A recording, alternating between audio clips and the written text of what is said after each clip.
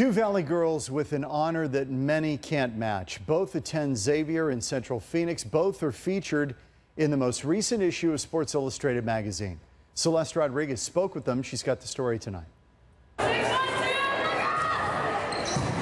On the court, Xavier Prep Jr. Khalil Lanier making big moves.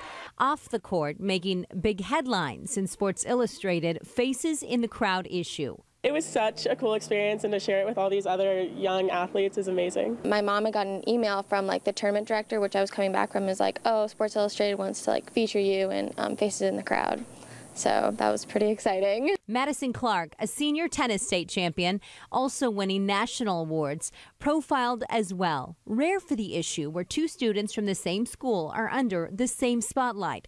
Both are exceptional students on the honor roll and both with big dreams. One of my goals was to go to the Olympics, so either 2016 if I'm lucky or 2020 would be so amazing. And the issue on store shelves today. Celeste Rodriguez, Fox 10 News. That is great. And the two students do not really know each other, but they say they are impressed about the other's accomplishments.